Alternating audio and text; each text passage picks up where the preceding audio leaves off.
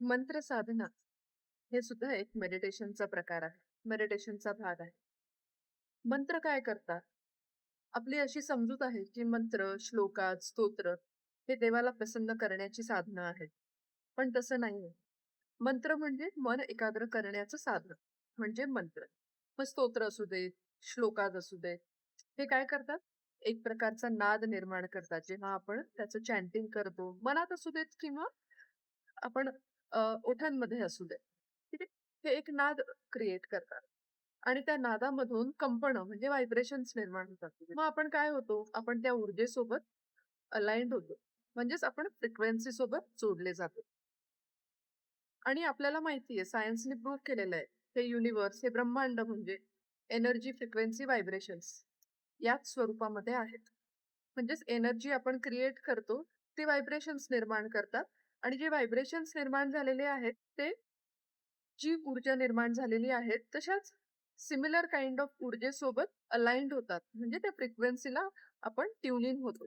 बरोबर? मग जर का आपण एखादा मंत्र सिलेक्ट केला, आपण एखादा मंत्र आपण चॅन्ट करायला आपण त्याची सुरुवात केली. मग काय होतं? त्याची कंपनं निर्माण होतात, त्याची ऊर्जा निर्माण होते, आपला ऑरा वाढतो, आपला ऑरा शुद्ध होतो, पवित्र होतो आणि आपण जो श्लोक म्हणत आहोत किंवा जो मंत्र म्हणत आहोत, जे स्तोत्र म्हणत आहोत, त्याची जी ऊर्जा आहे, त्या ऊर्जेसोबत आपण जोडलो जातो आणि त्याच प्रकारचे रिझल्ट्स आपण आपल्या लाईफमध्ये खेचून आणतो. म्हणजेच अट्रॅक्ट करतो. तर मंत्र साधना ही सुद्धा एक मॅनिफेस्टेशनचा भाग आहे आणि मेडिटेशनचा सुद्धा. कारण हे मंत्र, मन एकत्र, मन एकाग्र करण्याचे साधन आहे.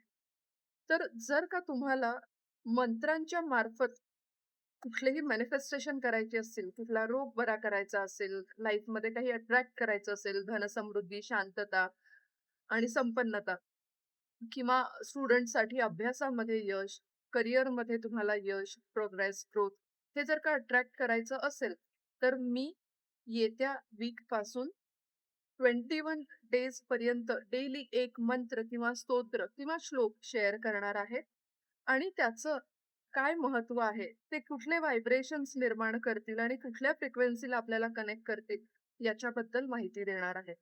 जर का तुम्हाला याच्यामध्ये इंटरेस्ट असेल, तर नक्की मला फॉलो करा आणि त्यातील एक स्तोत्र म्हणा, श्लोक म्हणा किंवा मंत्र म्हणा, हे तुम्ही पिक करू शकता आणि ते तुम्ही 21 दिवस ती साधना कंटिन्यू करू शकतात. कारण कुठलाही रिझल्ट्स बघण्यासाठी आपल्याला 21 दिवस साधना करणं गरजेचं आहे. हे साधना म्हणजे सुद्धा एक डिसिप्लिन आहे. एक सवय आहे मनाला आणि व्हायब्रेशन्स फक्त आपल्याला एकदा किंवा दोनदा बोलून निर्माण होणार नाहीयेत, बरोबर आहे? कारण गाडी आपण फर्स्ट गिअरला जेव्हा सुरू करतो, तेव्हाच ती धावायला लागत नाही. हळू सुरू होते आणि मग नंतर ती अगदी वेगाने धावायला लागते.